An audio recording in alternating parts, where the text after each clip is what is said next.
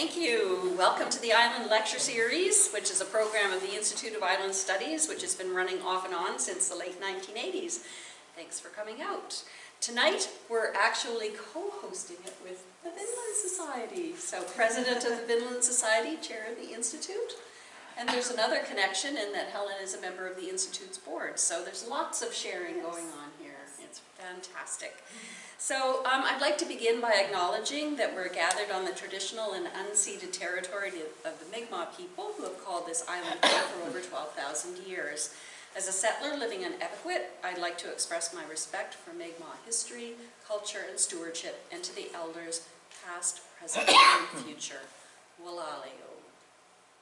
So, for those of you who don't know me, I'm Laurie Brinklow, Assistant Professor in Island Studies and Coordinator of the Master of Arts in Island Studies program.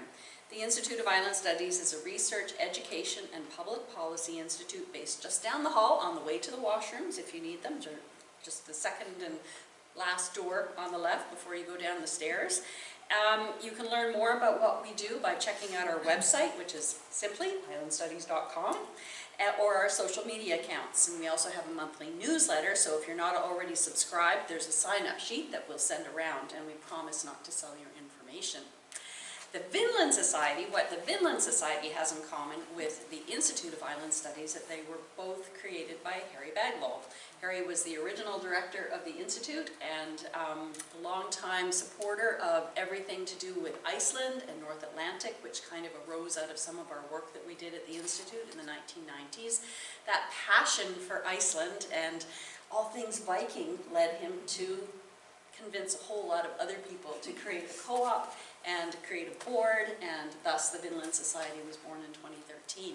So the Vinland Society itself has had a lecture series over the years, and occasionally we've crisscrossed them with the Institute of Island Studies, and always happy to do it again. It's a fantastic collaboration, seeing as how Vinland Society is based on everything to do with the Vinland state of mind, which comes from the Vikings traveling to perhaps Prince Edward Island, and and thinking that maybe this was the fabled Vinland, which shows up in the sagas.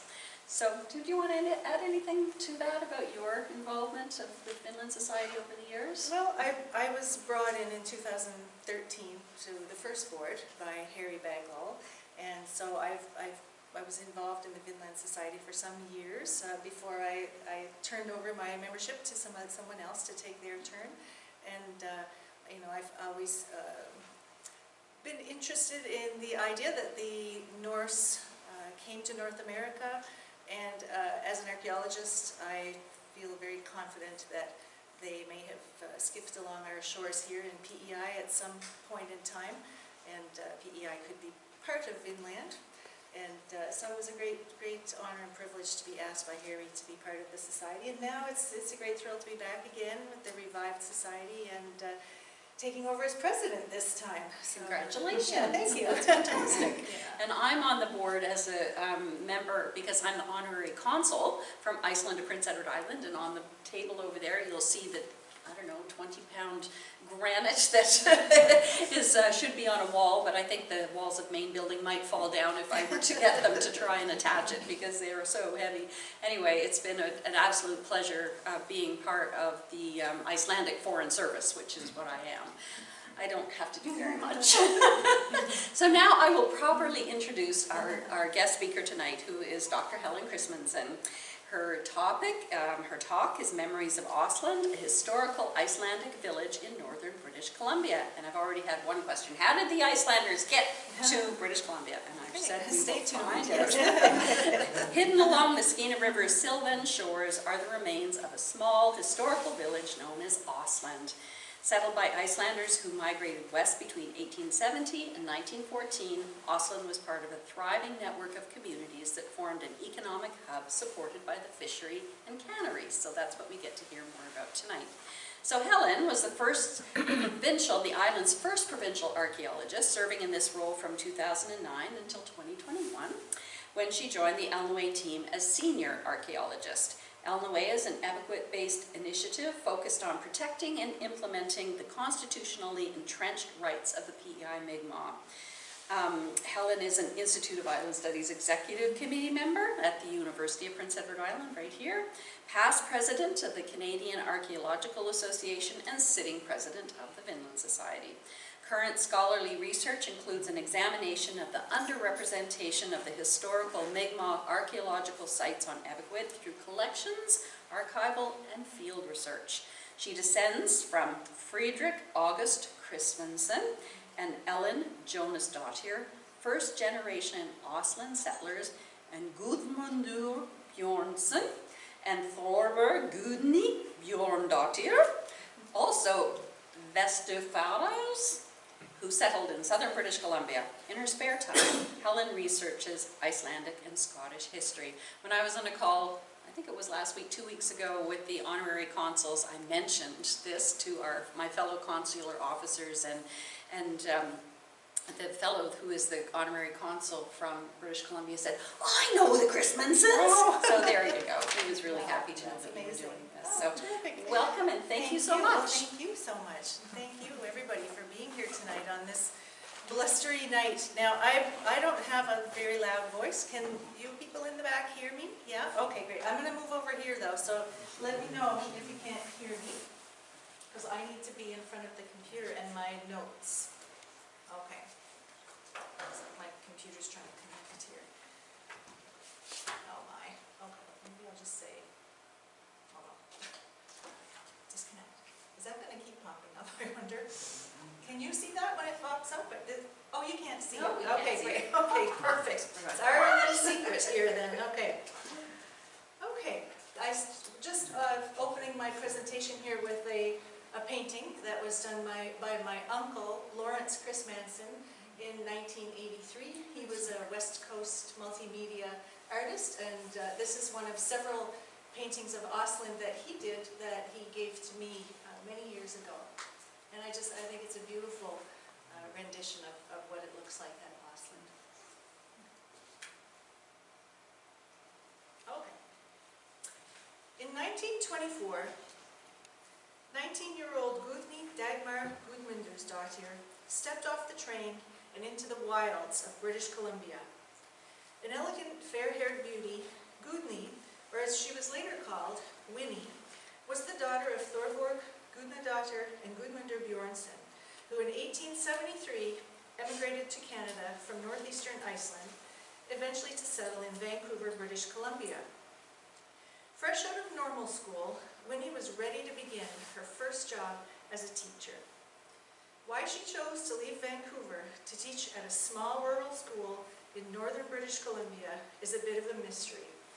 She may have been following a sense of adventure, or it may be that the only available teaching jobs were in the network of small schools that since the late 19th century had been built in small industry towns where workers needed schools for their children.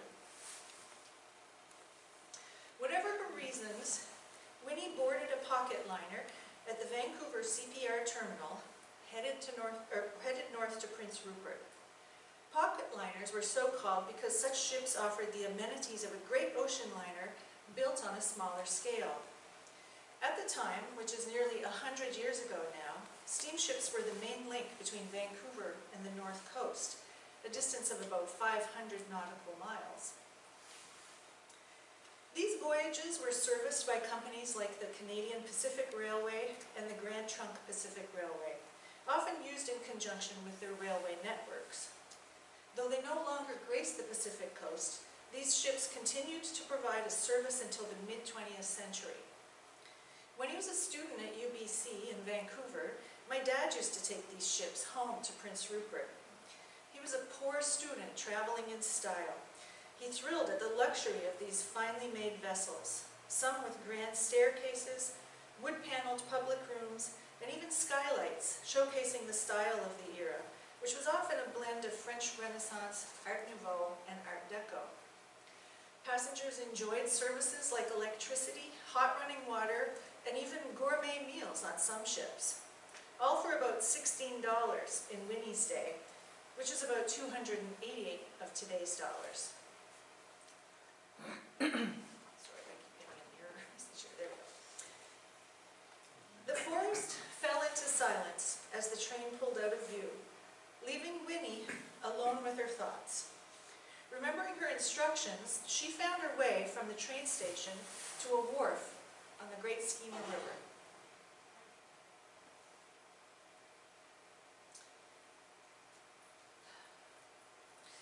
There, she would embark on the final leg of her journey. In later years, she recounted, not without a sense of humor, how she waited and she waited at that dock. As the minutes ticked by, her optimism may have begun to wane, and she may have given in to examining the wisdom of her bold career choice. Relief eventually arrived in the form of a small boat that came into view with a friendly figure at the helm. Stepping aboard with all her belongings, Winnie was finally on her way to her new life as the school teacher at a small Icelandic Canadian settlement called Osland. At Osland, sorry, I gotta jump out one more here. Here we go. At Osland, she met, among other Icelandic families, the Kristmansons. Friðrik Kristmanson and Helen Kristmanson lived with their sons, Valdemar Daniel, Jonas Julius, Hjörtur Rosman, and Snæbjörn Skarphéðinn. As Canadian residents, Friðrik and Helen, like many Icelanders, didn't preserve traditional naming conventions. And although Helen and other Osland residents never learned to speak English, in non-Icelandic company, their sons became Dan, Joe, Arthur, and Barney, and Friðrik became Fred, just as Gudni had become Winnie to better fit in.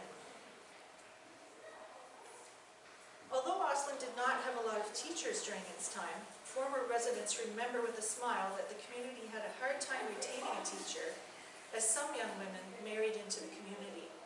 Such was Winnie's destiny. She eventually married Dan Kristmanson, who worked for Imperial Oil, which supplied fuel to the fish packers and the gill netters. They had 3 sons, Lawrence, Frederick, and Daniel, who's my father, and who's always been known as David, to avoid confusion with his own father, Dan. When Winnie retired, her sister Ingi took over as teacher, living with Winnie and Dan in their small house at Osland. And Ingi brought their younger sister, Thelma, for company. The sisters were remembered as wonderful teachers. Can I just take my sweater off? I'm going to get hot. The sisters were remembered as wonderful teachers, taking the students on nature walks and for picnics and skating on Brimner Lake. In 1929, Winnie went to Vancouver to give birth to my dad, but returned to Osland, where they stayed until he was about 4 or 5 years old, at which time they moved to Prince Rupert. After that, Winnie, Dan, Dad, and his brothers visited and spent holidays and summers there with his grandparents and extended families, until some years after Friedrich's death, when Helen moved to Vancouver. This was a typical pattern for the younger Osland residents who moved when their children were ready for secondary school. But this had the effect of diminishing the population, and by about 1956, Osland was no longer a community. Getting to Osland today is a bit of an island hopping odyssey, especially if your journey starts in PEI. Once you get far enough west, the trip begins with a flight to the Digby Island Airport on the north coast of British Columbia. From there, one takes a ferry to Prince Rupert, which is located on Cahen Island, about 9 kilometers to the east, and just north of where the Skeena River meets the Pacific Ocean. Once at Prince Rupert, one needs to find a boat operator to get to and from the southeastern shore of Smith Island, where Osland is found. The community is accessible only by boat, and is most safely approached or departed from high tide, as tidal fluctuations reach over 6 meters and generate currents of 3 to 5 knots in some areas. Even with the conveniences of modern travel, it's still a long trip. Osland isn't a tourist destination, and there's nowhere to stay once you get there. It's a day trip dictated by the tides and one's ability to find a boat operator. It helps to know someone. Happily, I come from a family of Prince Rupert fishermen who are the grandchildren and great-grandchildren of Helen and Friedrik Kristmanson, who were among the first generation of settlers at Osland. Thanks to their generosity, I've stayed in the home built by my great-grandfather Friedrik, who was a master carpenter as well as a fisherman. As an archaeologist, I've long taken a professional interest in human history, communing with the sights, sounds, and stories of ancestral places that hold great interest, but to which I have no personal connection. My first visit to Osland took place long before I ever set foot in Iceland, even though it's quicker to get from Halifax to Keflavik than it is to get to Prince Rupert. I was fortunate to take the first of my 2 trips to Osland with my dad and his cousin Lloyd Kristmanson. Lloyd was a retired fisherman in Prince Rupert whose family owns Elin and Friedrich's old home. People of Lloyd and Dad's age were the last generation of children at Osland, and most of them are now gone. So my adventure with them was very special, and it deepened my interest in the experience of those 19th and early 20th century Icelanders who traveled over 5,000 kilometers to eventually settle on a remote island in northern British Columbia. I'm humbled by their courage and selflessness and their willingness to uproot their lives to begin again in a strange new country. So I'd like to thank the Vinland Society of PEI and the Institute of Island Studies for the opportunity to share the story of this Icelandic Canadian settlement and its inhabitants, and I hope that Osland captures your imagination too. In the Icelandic language, Osland means river or by the river. The community named Osland was located where the freshwaters of the Skeena, the province's second largest river, meet the ocean waters of the Pacific. A resource-rich area, the Skeena River estuary is one of the richest and most abundant salmon-rearing habitats in the world, providing food and cover for up to 1 billion young Pacific salmon and steelhead as they adjust from freshwater to saltwater each year. The Skeena also supports spawning and/or schooling areas for ulican and herring, and is home to a variety of seabirds and marine and terrestrial mammals. This rich coastal habitat is in the traditional territory of the Tsimshian, for whom the Skeena River was a source of sustenance and an important travel and trade artery for over 5,000 years before European settlement. At Osland, few telltale signs of past indigenous occupation were noticed around the Icelandic community. One of the favorite activities at Osland was to go swimming and picnicking at Bremner Lake, about a mile inland. During these outings, the children were free to play in the woods around the lake. Any desire to wander too far was curbed by a fear of wolves, whose nighttime howls breathed life into daytime stories about wolf encounters on the trail between Osland and Bremner Lake. One of the children who used to play in these woods was my dad, who still remembers, as a youth, seeing the big bow of a half-finished red cedar Tsimshian canoe rising about 5 feet from the forest floor. It was covered with moss and vegetation, but still structurally intact, and he could see that the canoe maker had already begun to carve elaborate designs from the bow to the hull. At Bremner Lake, there was also a carved pole standing in a clearing of about an acre that always mysteriously remained free of vegetation. In the early 20th century, locals said that it was a post that had been put up by the First Nations as part of an apparatus for drying and filleting fish. Perhaps an excess of salt water on the ground there had prevented the regrowth. Today, there's no First Nation or other settlement around Osland. A couple of kilometers to the east is the Tsimshian-Dashkan Indian Reserve. It consists of 3 hectares that are shared by the Laxqualans and Metlakatla governments, but the First Nations have left this land unoccupied. At first glance, Osland seems isolated, and indeed, when locked in by ice or stranded by bad weather, or when you're stuck there without a boat, its inhabitants may have at times felt it to be so. All travel had to be made by water, which wasn't always safe or possible. So life at Osland required strategic planning and measured living. As we saw with Winnie's adventure, in the early days, getting to Osland was a long trip on a calm day, even if you're just coming from Prince Rupert. But as we know, isolated is a relative term. Isolated from what? part of a bustling network of canneries and small communities that thrived until the arrival of the railway into the area. People would row to the canneries, where some worked part-time, or they would go to Port Essington for supplies, a social visit, or an outing. They would catch the flood tide on the way and the ebb tide on the way home, or if they were lucky, they'd catch a tow from a tugboat. But they always had to time it carefully, as to dock a boat at Osland, you had to arrive and leave at high tide.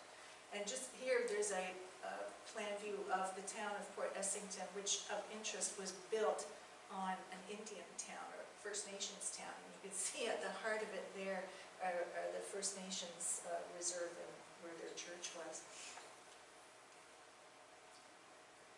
Port Essington, the largest community within Osland's reach, had an active social life with dances, concerts, and church activities, as well as 3 hotels and a red light district. However, Port Essington's economy and social life fluctuated with the seasons. Salmon fishing was active in the summer, but it was closed by the frozen river in the winter.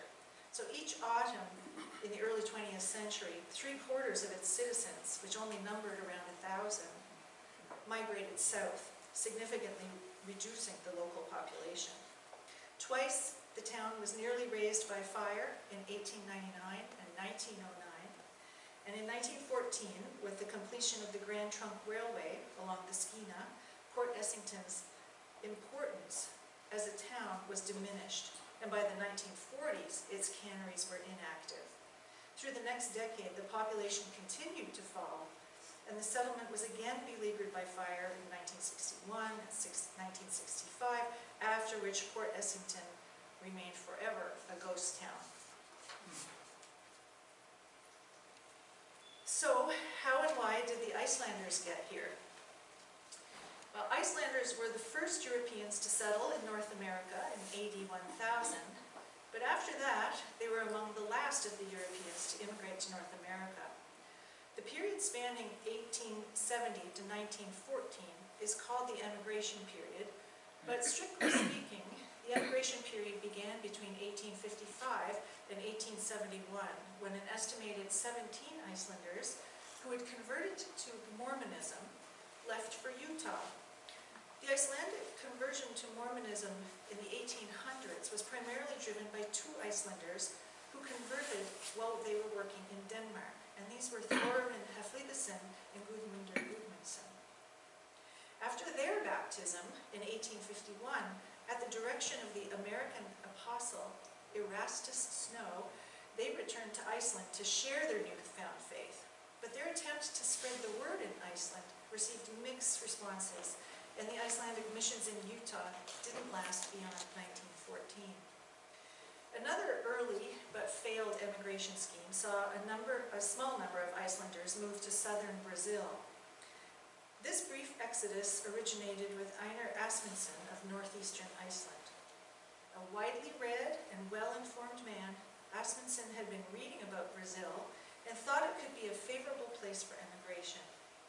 In 1860, he promoted the founding of the Brazilian Emigration Association, and in 1863 and 73, about 35 Icelanders left for Brazil, mainly because of a disaster to the sheep industry and the hard winter of 1858, which was the second hardest of the century. Another several hundred people were prepared to go, but transportation difficulties delayed immigration for another decade, and there were no further trips to Brazil. In 1873 and 1874, 2 large groups left Iceland for North America. But then immigration slowed significantly between 1906 and 1914. This is because at home, Icelanders were encouraged by signs of economic growth and positive results in their pursuit of independence from Denmark. The decades leading to the emigration period were difficult. The country's harsh environment, lack of resources, and suffering fishery led to widespread poverty and desperation.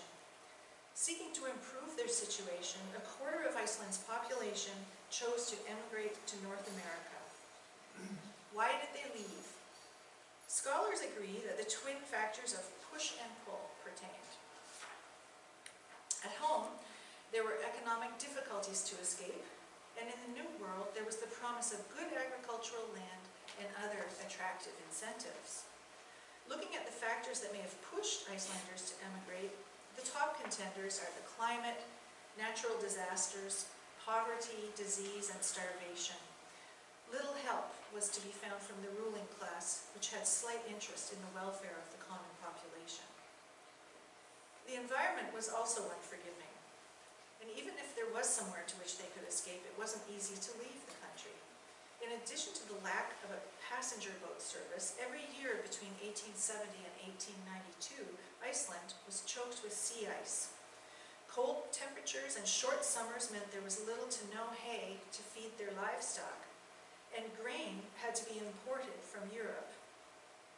In 1875, in the central highlands of Iceland, the volcano Askja erupted, followed by another in the Mývatn wastelands, depositing a heavy load of ash across large parts of eastern and northern Iceland.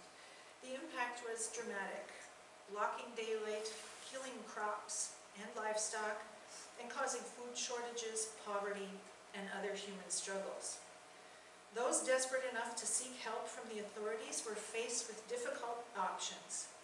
The first was to help struggling families by separating the family and separating the children into foster homes. The second was to accept a one-way fare to North America. Many chose to leave. Had they stayed, it's estimated that 10 to 20% of the population would have starved to death because the land could not sustain them. Many of the people who left were landless, unmarried, and looking to escape indentured service, which persisted in Iceland well into the 20th century. Emigration and its drain on cheap human labor incited the ire of wealthy landowners who used a growing nationalist fervor to promote a negative attitude around those who left. Nevertheless, by 1914, there were major Icelandic settlements in North America. To meet the labor demands of the expanding economy and populate the West, Canada was primed to welcome these potential workers, and in the 1870s established several incentives to attract immigrants. At that time, Canada's immigration policy favored immigrants from Northern European and Anglo-Saxon backgrounds.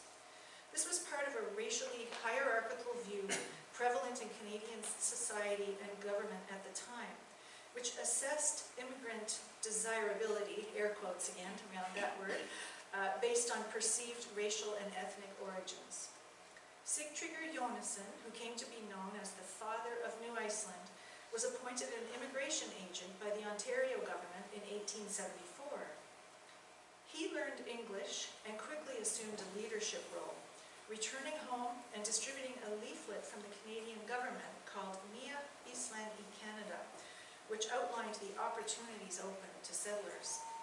Another major pull factor was the advent of the Allen Shipping Line, a Scottish company which established an agency in Iceland in 1873, ensuring that Canada became a destination in preference to the USA. As potential immigrants, Icelanders received a strong endorsement from an unexpected quarter. At the age of 25, Lord Dufferin visited Iceland on a tour through the Arctic Circle, earning him the reputation as somewhat of an expert on the country and its people. In his 1856 travelogue, called Letters from High Latitudes, Dufferin described the Icelandic people as sincere, honest, and peaceful. He noted that their society was virtually free of crime and that there were no police, prisons, or armies. In his efforts to bring Icelanders to Canada, Dufferin collaborated with a Scottish missionary by the name of John Taylor, who had become a Canadian government immigration agent. On the strength of Dufferin's view that Icelanders would make very good settlers, Canada decided to offer subsidies, such as the passenger warrant system, which covered the fare of passengers in return for their pledge to settle in Canada. Icelanders were attracted by the offer of free homesteads, which both the federal and provincial governments promised. Under the Dominion Lands Act of 1872, Icelanders were allocated a specific territory in Manitoba known as the Reserve for Icelanders, or New Iceland. This reserve was established in 1875 along the southwest shore of Lake Winnipeg to encourage Icelandic immigrants to settle in the Canadian Northwest. The land was open to other settlers in 1897, but remained a significant center for the Icelandic community, forming the largest Icelandic population outside of Iceland in the town of Gimli. The federal and provincial governments engaged agents, many of whom worked in partnerships with the shipping companies to recruit and convey the settlers to Canada. Many, if not all, these agents were Icelandic. Jonas Jonasson, also known as Omaha Jonas for his work in America, was involved in both the first wave of emigration to North America and the Brazilian movement in northeastern Iceland. Another Icelandic agent, whose name may be more familiar to you, is Sigfús Eymundsson, who was the founder of the well-known bookstore chain in Iceland. But while Icelandic agents may have had recruiting power, it was the Icelandic agents settled in Canada who played a central role in directing settlement. Their assistance may have been welcomed by the Icelanders, who had little idea of Canada, other than the pamphlet information that was distributed by agents and the news that they received from letters and friends who had already emigrated. In the last years of the 19th century, the majority of the Icelandic immigrant population lived in the 3 prairie provinces, as well as rural communities in North Dakota and Minnesota. For those who chose to move to British Columbia, Victoria on Vancouver Island was the main destination.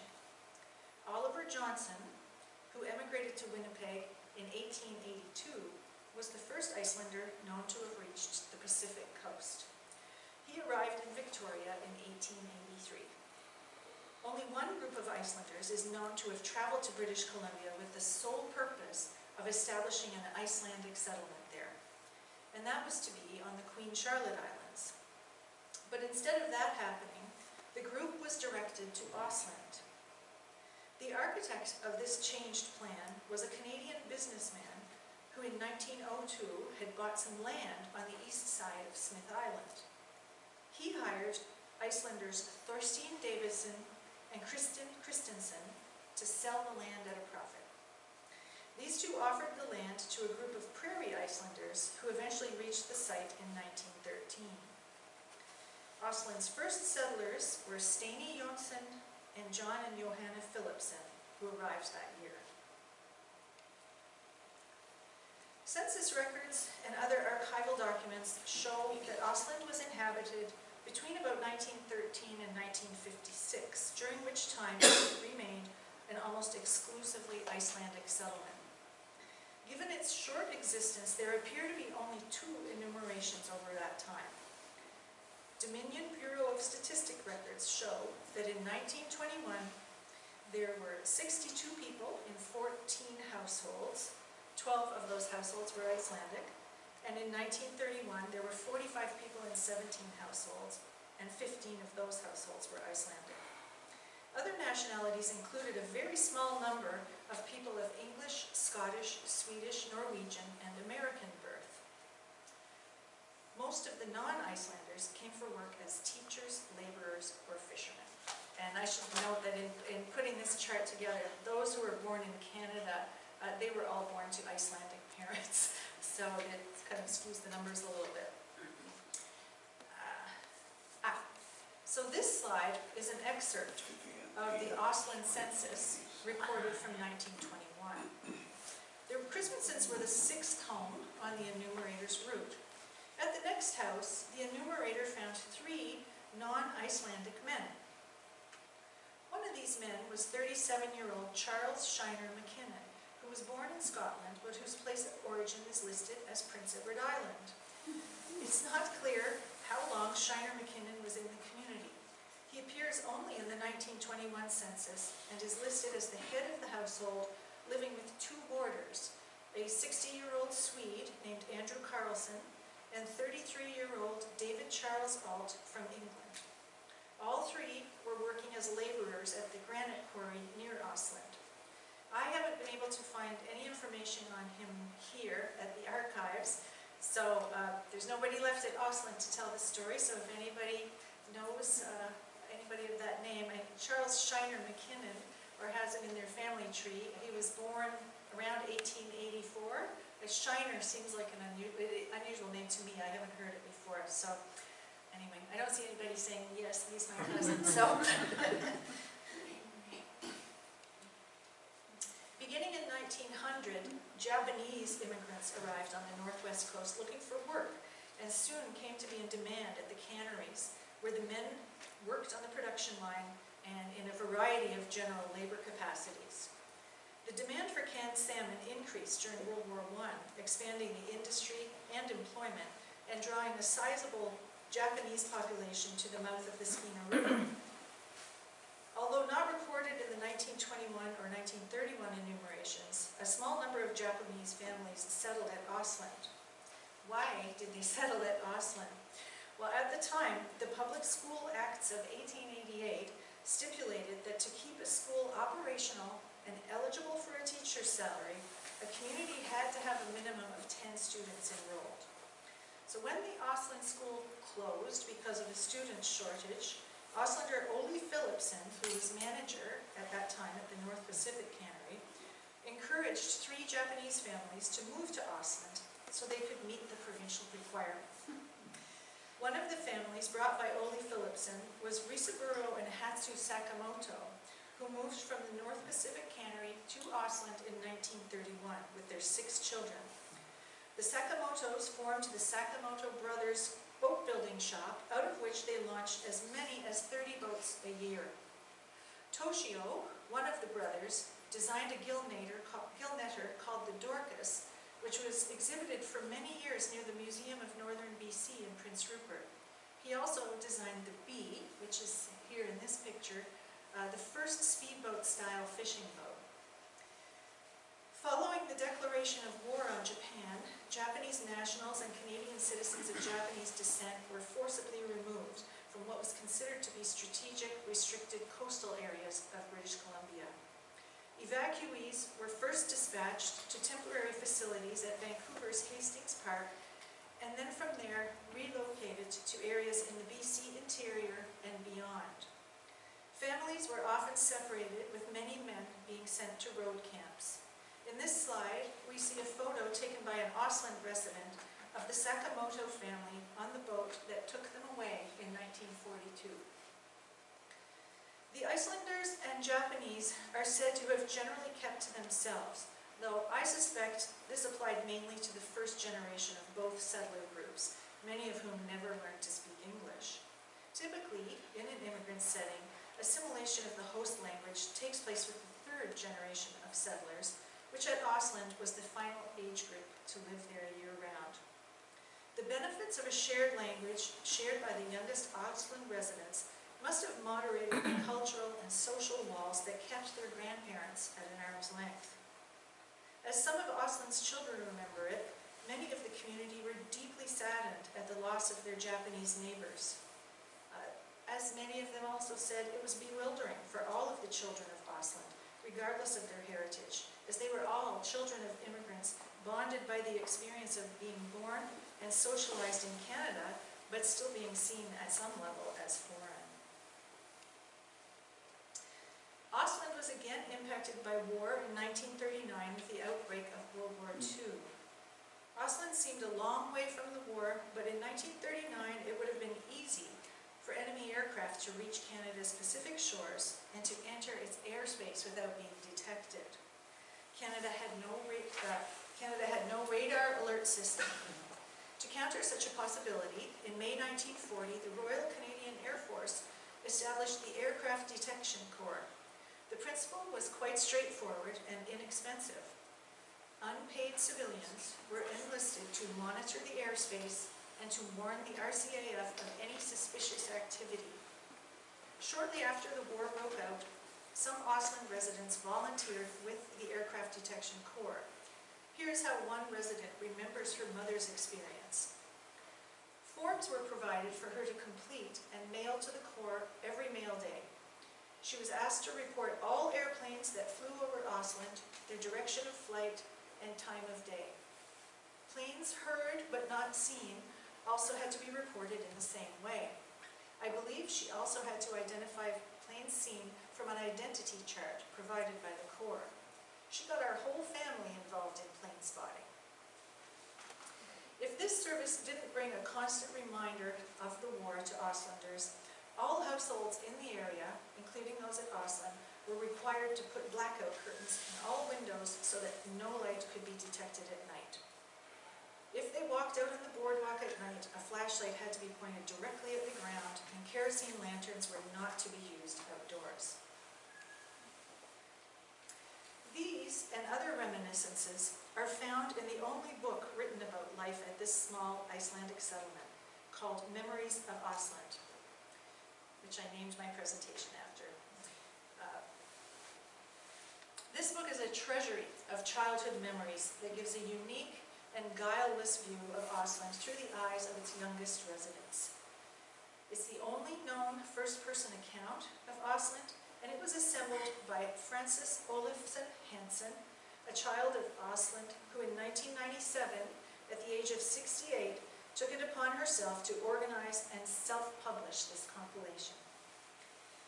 Though the first and second generation of settlers were no longer here to share their knowledge, Hansen called upon their descendants, her peers, mainly born in and around the 1920s, who were the friends and family she grew up with.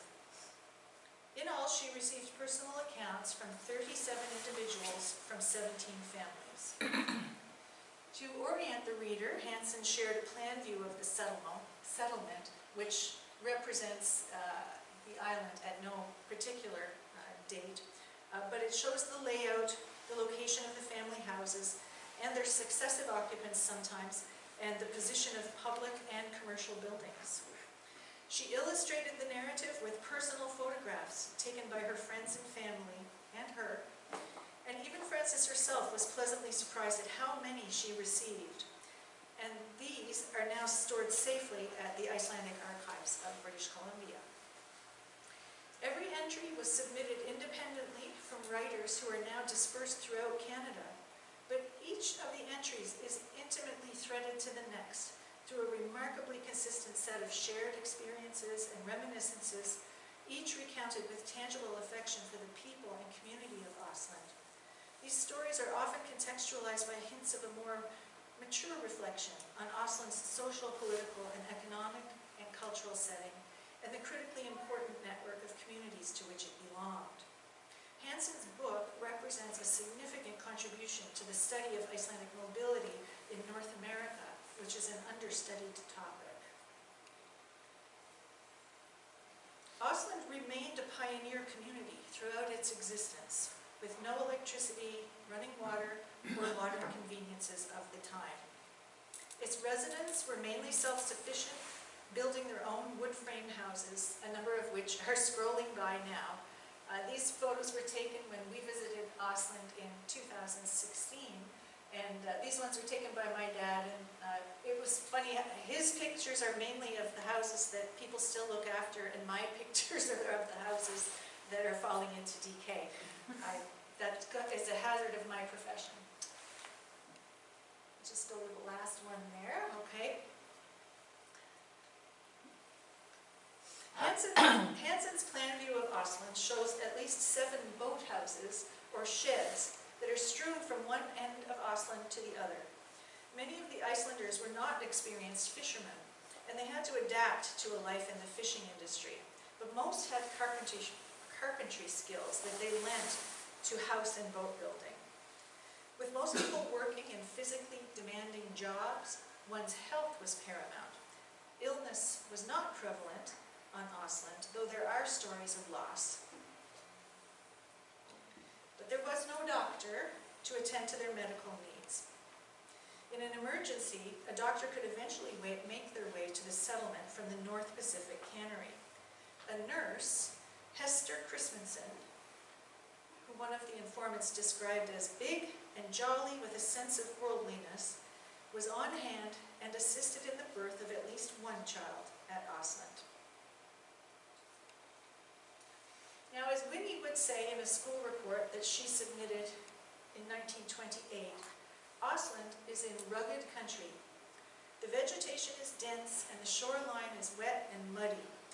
There were never any roads in the community, but its residents were connected by a 5-kilometer wooden boardwalk, which is elevated a few feet above the ground. And this walkway features prominently in the recollections of Osland's children who loved to play on it. Many of them have stories about playing on it and hiding underneath it and storing things under there. And so it clearly played an important role in connecting the community members and also creating a sense of safety and security in that connection. The community had a south float, a north float, and an imperial oil dock. Dan Kristmanson worked at the oil dock, eventually becoming manager and providing as many as 100 boats with fuel during the salmon season. The South Wharf was built in 1927, but it was eventually lost to ice. Dan's brother Arthur owned the Skeena River Pile Driver Company, which gave employment to some Osland men. And actually that company was sold and still exists today. Others were employed at the granite rock quarry, which was found at the entrance to the Blind Slough. This is likely where Charles Shiner McKinnon, the man from Prince Edward Island, was working. This rock was transported out of Osland for road building in Prince Rupert and for construction in Vancouver. There was no retail shopping at Osland, but Helen Kristmanson ran a general store out of her house. Most of Hanson's informants recalled that she had a big glass display case in the front of her house that was full of general supplies and candy bars. One former resident said that those candy bars were attractive to a little boy, which sounds about right, since my dad can't remember anything else that was in that display case, blinded as he was by those sweets.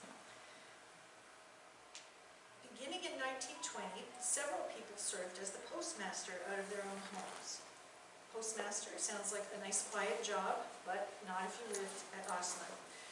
Getting the mail required a venture out onto the Skeena and its dangerous tidal currents, and was at times, especially in winter, and especially in the early days when all they had were rowboats, it was a hazardous occupation.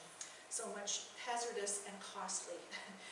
One of the later postmistresses, Margaret Jonsen, said that the money they made for this service hardly covered the price of fuel. Like other rural communities of the early 20th century, Osland educated its children at a government-assisted school, which were common in rural BC. They're remembered as fairly rustic schools that received no provincial funding other than enough to pay a teacher's salary. Many were known to be poorly outfitted and even unhealthy or dangerous to children. As for the teachers, not everyone survived teaching in the hinterlands. It was demanding, especially for novice teachers who had grown up in comfortable urban settings. As was typical for the day, the school offered 6 grades, covering children from about ages 6 to 16. In this slide, we see some of Winnie's personal photographs from her time as a teacher at the Osland School and a report that she made to the Department of Education in 1928. As Winnie's school report shows, the schoolhouse was fitted so that the teacher could live inside, and her view of the building and general living conditions were fair. Some former residents remembered the school as always warm inside thanks to a blazing wood stove. But the school needed maintenance and improvements, and in the photo she attached to her report, it's clear to see that the settlers were still working to clear the grounds from large tree stumps. 5 years earlier, in her teacher's report of 1923, Carla Jensen commented on this civic spirit, noting that everyone at Osland pitched in to improve and maintain the school and grounds, whether they had a child in the school or not. All Hanson's informants remembered the school as the center of Osland's social life. Each Christmas, everyone looked forward to the Christmas plays, poetry readings, and concerts that took place on a wooden stage built at the cloakroom at the end of the school. After each event, everyone would dance to the musical accompaniment of Barney Kristmanson on his accordion. Perhaps the most notable event to take place at the schoolhouse was in 1937, when King George VI was crowned. Buckingham Palace provided the community with a cutting of an oak tree, which Mrs. Sakamoto ceremoniously planted in front of the schoolhouse. The school closed for good in 1942, with all the books and desks still inside. Much of what they needed to survive was readily accessible to them on Smith Island or within range. They fished and hunted. They kept ducks, geese, chickens, pigs, and goats. An early attempt to bring some cows was not successful, as the animals either got stuck in the slough mud or died eating wild turnip. Not surprisingly, some of the Icelanders kept sheep, and according to Hansen's informants, the older women were always knitting. Helga Freeman and Helen Kristmanson and likely others would shear the sheep and card and spin the wool to knit it into socks, mitts, and caps. Okay, well that's our hunting and fishing stuff. I'm not sure how many Icelanders had sheep or how they even managed to pasture them in the forests of Smith Island, but we know that Friedrich kept his sheep in a field south of Bremner Creek, where his house still sits. As I've mentioned, the houses at Osland were connected by a long, raised boardwalk that allowed for easy walking across the wet, marshy ground and was a common place for children to roam and play. The boardwalk was a road to friendly neighbors who plied children with Icelandic pancakes or a lump of sugar. Falling off the boardwalk was an unpleasant but mainly harmless possibility. Most dreaded was a happenstance meeting with their old neighbor Steini. Not because he was menacing, but because an encounter with Steini meant for a visit to his house and a cup of warm milk freshly removed from his goat. The children at Osland were unhappily accustomed to drinking goat's milk, sometimes doctored with honey and vanilla, and when that ran out, they were fed the dreaded clim. But all were deeply horrified by Steini's goat's milk, which was served at body temperature in a grimy mug with an order in Icelandic to drink or else. Though as adults they remembered Steini with affection, as children they rarely refused his offer. These counters were only intensified by the already complicated relationship that existed between Osland's goat and children populations, between whom a light-hearted enmity had formed, particularly with Aylin's large goat, with Maria, who among other goat hoodlums had a reputation for pushing Osland's children off the boardwalk. Although they had settled on non-agricultural lands, the families engaged in subsistence horticulture and some minor hay gathering. They belonged to a farmers' institute, which allowed them to order horticultural and other supplies at a competitive price. Steini is said to have had a very nice vegetable garden, and the Japanese women were remembered as growing especially beautiful gardens. Most of the contributors to Hansen's books shared comments on the gardens and the business of preparing and storing food, which was critical to life at Osland. Some families, for example, had constructed good root cellars to store vegetables, and they'd keep potatoes in large bins and carrots and beets in barrels of sand. Many others recalled that their mothers would preserve black cod, salmon, and herring by salting, smoking, and bottling. They jarred fruit for the winter and made jellies and jams out of the wild berries and those from their gardens, and also preserved peaches, pears, cherries, and apricots, which they got in Prince Rupert. In later years, for groceries and other supplies, weekly trips were made to the canneries or to Prince Rupert. But as hostages to the seasons, each fall, in anticipation of being locked in by ice, they had to lay in large stocks of flour, sugar, butter, and beef, and during the winter, the men would hunt the deer for extra meat. In the summer, the Raleigh man came by boat, and a Japanese merchant from Port Essington delivered Japanese food supplies. Oops, I'm getting ahead of myself here. Earlier, I wondered why Winnie ever took a job in such a faraway location. David, Winnie's son, speculates that she was probably given the teaching job at Osland, in part because she could speak and write Icelandic. This would have impressed the community elders, many of whom never learned to speak English. The children, like Dan and Winnie, who were born in Canada in the early 20th century, knew Icelandic and English. Their children grew up with the language in the house, but they weren't taught to speak it. Some of the Osland children later reported that this did not interfere with communication in any way, which seems hard to believe, but as children, they likely understood enough to get by. This gradual letting go of the language was inevitable, as new generations of Canadian-born children longed to fit in with their peers. Osland never had its own church, but once a month, the Anglican minister, Reverend Walter F. Rushbrook, arrived on the mission boat, the Northern Cross, to hold church services in the Osland schoolhouse, and sometimes he held the church services on his boat. Reverend Rushbrook hailed from Ontario, and he came to the Pioneer Mission at Port Essington in 1905. I found his obituary, which says that in the following years he became the friend of hundreds of lonely persons who live on the islands and along the inlets and bays of BC's northern coast. He did work in the area for 17 years, and during that time, the Osland residents, including Winnie, came to hold him in great esteem. Winnie took these photos of him and his boat during one of his visits to Osland, which were never limited to just a church service and often included a group picnic on a nearby island or beach. Yeah, one of my pictures. All good things must come to an end, and Osland eventually ceased to exist in the mid-20th century, as the Icelandic Canadian families once again moved on to improve their situation.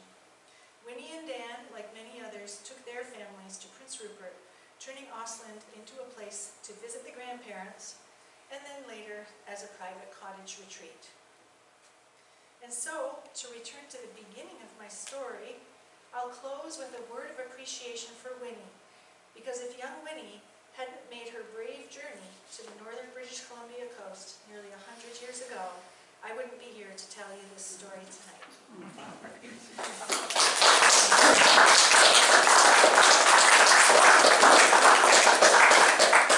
It's a beautiful story. Thank you so much. Those photographs are incredible. Oh, thanks. Yeah, I have to, again, credit Winnie, because there are a lot of them, well, most of them, if not all, are from Winnie's own photo album that I have.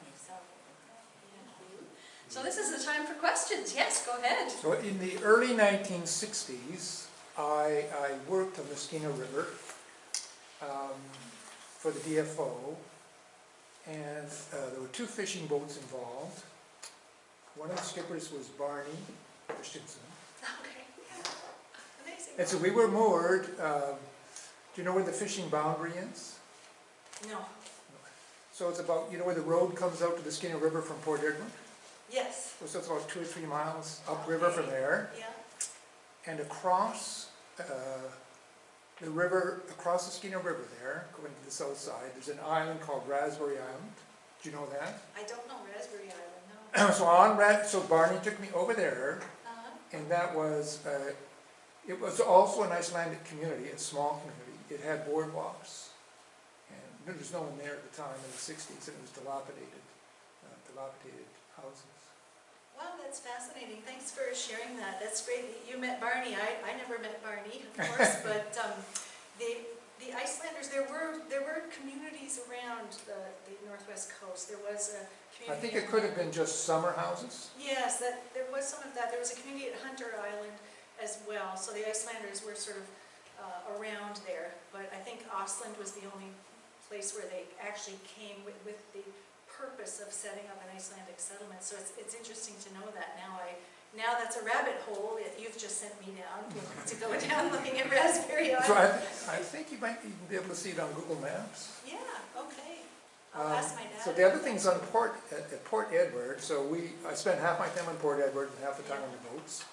And at Port Edward at that time there were either 3 or 4 canneries that were working.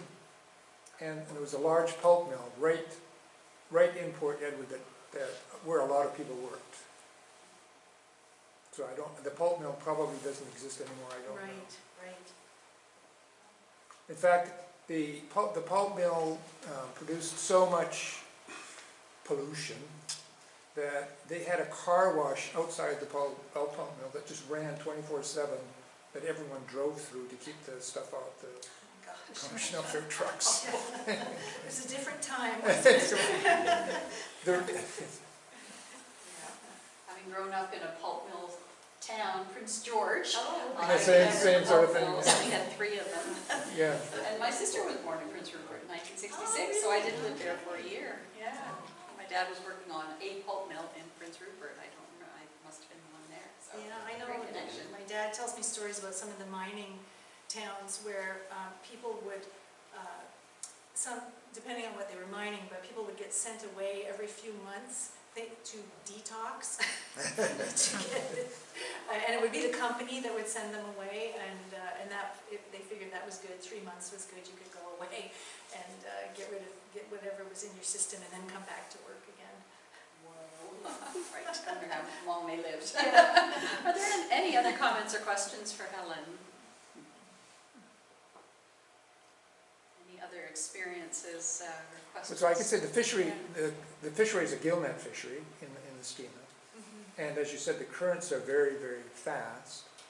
And the way that it worked was, and there were 700 boats at that time that would fish on the Skeena River, which is totally amazing when you think it's like 10 miles of fishing. And they would set, so the gill net is a big net that goes out behind the boat, so you basically put the net in the water, drive the boat away, and the net goes out across the river. And then the tide, you fish sort of at slack tides, and then the tide takes them up the river, and the tide takes them down the river. But the poor fish, that's what I would think of, you know, they have to go up to spawn, they have to get past 700 nets in a row. Yes, yeah, exactly. No, those tides are quite incredible. You know, Yeah. like the Fundy tides almost. Yeah. I mean, not quite so. Yeah, very strong. Yes. Yeah, which is probably why Winnie had to wait so long at the wharf, because Exactly. whoever was at Osland, they just knew they would be there when the tide Exactly. changed. So. Like the fishermen can't fish when the tide is really running, they fish around the slack tide. And the other thing is this, so the fishermen, they were divided into communities. The Japanese fishermen were by far the best fishermen. They had the fanciest boats, they caught the most fish, they had all the electronic gear and everything. And the whites, it was very racially segregated. The whites were the middle of the road, and the indigenous people were at the bottom of the barrel. And the boats were essentially all owned by the company. And so the fishermen, except for the Japanese were independent. They made enough money to keep themselves and buy their own boats. All of the others essentially were owned by the company, indebted to the company. The company would lend them enough money to buy the nets for the year or whatever, and then take it back. Well, it's fascinating to have somebody here who has some first-hand experience in this story. It's a nice surprise. Yes, go ahead. So when this community sort of dissolved, was there any other offshoots of communities further south that got established, or did they just kind of all fragment? No, at that time, by that time, the children were all grown up and going to university in these communities, and they just literally dispersed across the country. A lot of them stayed on the west coast, but it really was the end, I think, of that kind of settlement in Canada. Because I know my grandparents came from Iceland, but they settled in North Dakota and Gimli. So I never knew that there was another community further west from back in the day that, so. Yeah, my great-grandfather, one of my great-grandfathers also settled in North Dakota before moving on to Vancouver. Okay. And they were among the early settlers in Vancouver. But one of the hallmarks, I think, of Icelandic people going back probably 1,000 years is this mobility and movement. Icelanders moved around a lot in their own country at the time. Again, same reason, seeking to improve their situation. And when they got here, they did the same thing. But eventually, I think probably as assimilation kind of took hold, especially with that third generation and beyond, then that imperative to have an exclusively Icelandic settlement was really associated with that first and second generation, mainly the first generation of settlers. Well, Sorry, one more one question? more. Yeah, go ahead.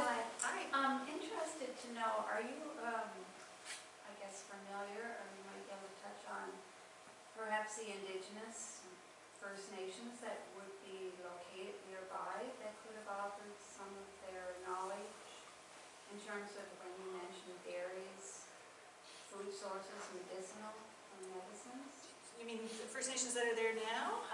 During the time that you Yeah. inherited your family that would have homestead there?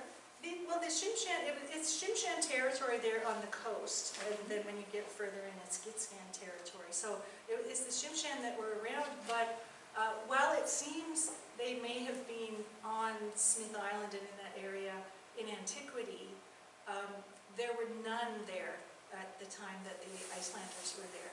So the First You're referring Nations... to the island? Yeah, to Osland, yeah. And of course, as Port Essington was built on a First Nation town, but of course that would have had the effect probably of marginalizing them.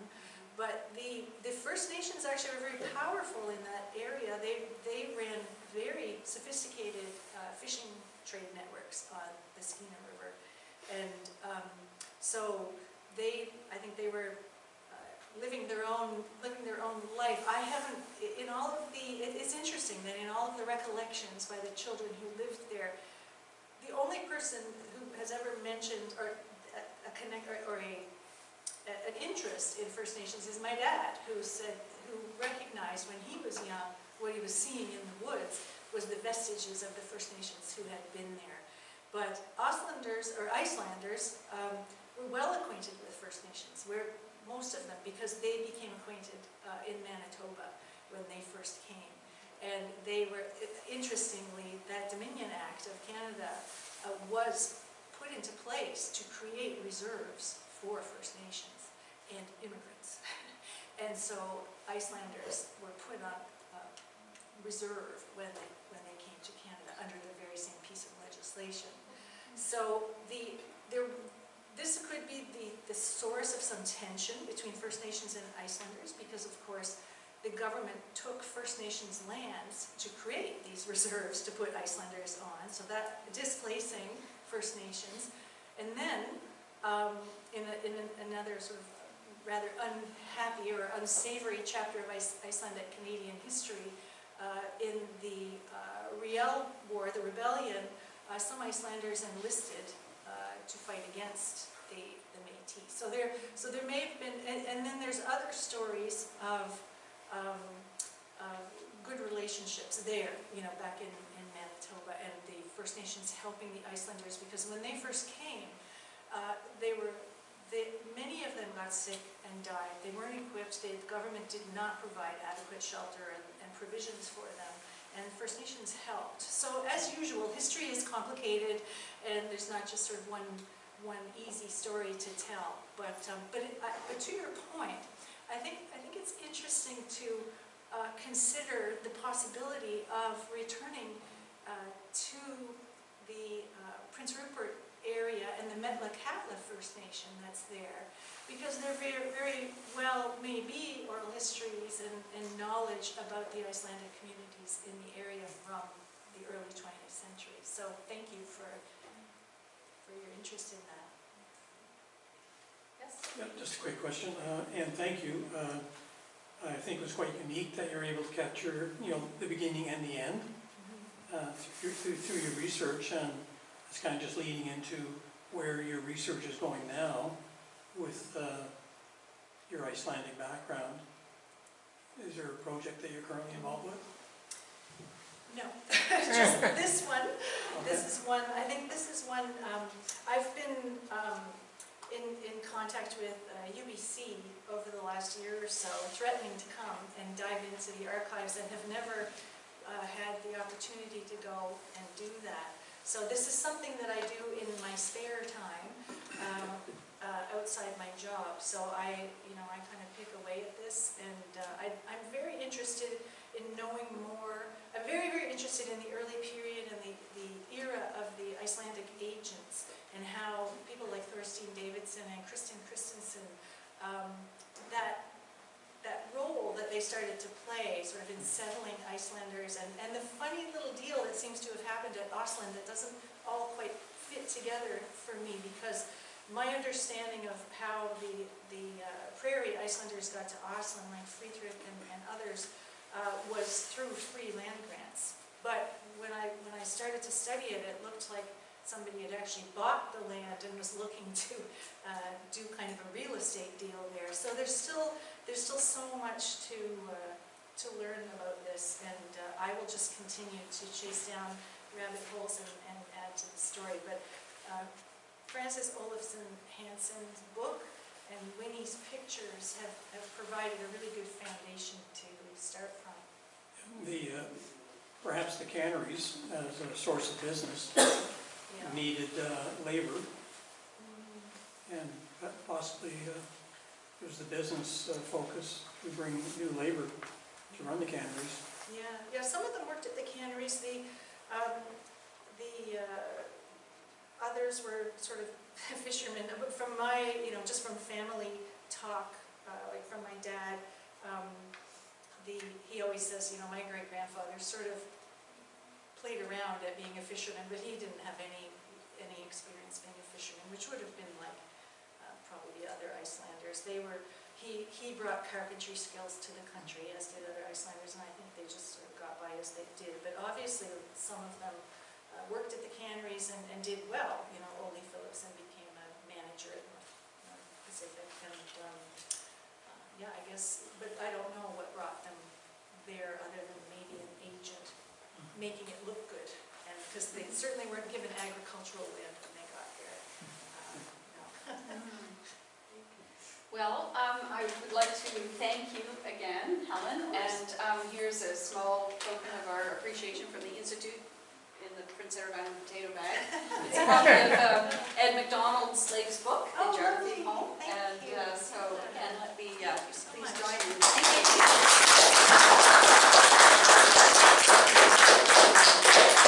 So before I send you home, I just wanted to point out the flags at the front that David Cairns brought in. David is a member of our Vinland Society board along with Tommy Nilsson, and I don't see any of our other board members here, but we have a nice little number.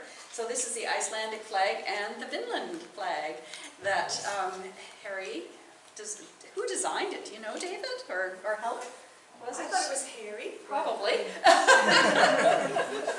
But Vinland Society has its own flag, so we're really proud of that. Also on the table, you'll see the 2 sign-up sheets. So if you're not on the Institute of Island Studies mailing list and would like to know more about our lectures, please add your name. And similarly, the Vinland Society's mailing list is there too. That's the one with the Vinland flag. They're much more fancy than we are. So please add your name and email address to that. We're also, if you would like to become a member of the Vinland Society, it's a co-op, so it's a lifetime membership for $20 if you're not a member, and if you would like to join, we have some cards there, and you can give us your $20 or tell us that you're going to give us our $20. That will be fine. We also have a cookie jar that supports the Vinland Society's activities, so if you had a small donation, we'd be happy to add that to our coffers as well. And have I forgotten anything else? I'm just going to announce 2 upcoming events. The first is coming up on November 4th at the Carriage House, and this is the Vinland Society hosting David Cairns, who's in the back there. It's 16 things you didn't know about Greenland. Only 16. Okay. It's co-sponsored by the Vinland Society and Nature PEI. So that is November 4th, Carriage House, 7 p.m. thereabouts? 7:30. 7:30. So yeah, and that is coming up. And then on November 18th is our next Island Lecture Series here again, and that's with Kate McQuarrie, who will take us on a tour of some of PEI's best remaining natural landscapes. This is from the promotion from iconic coastal sand dunes and red sandstone cliffs to wetlands, ancient peat bogs, and old-growth forests. This presentation highlights the wild side of Canada's smallest province. No matter how well you know PEI, you'll find something new and interesting from this talk. So I hope that you'll join us. So again, thank you very much.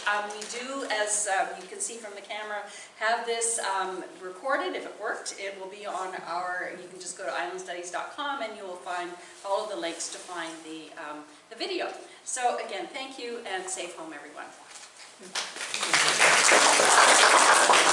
you, Helen.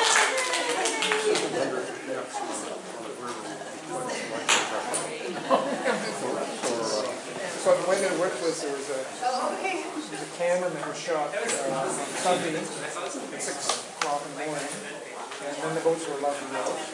They were allowed to put the nets up. And every week they would set how long they were allowed to fish. So, depending on the statement, our job was to sort of estimate the statement to make sure it's taken through. So if lots of fish were getting through, they would fish 5, not so many were getting through, they could sometimes they would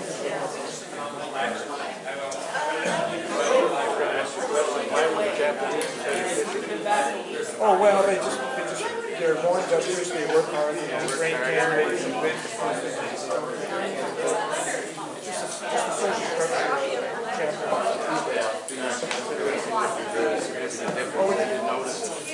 Different. It's different with stag.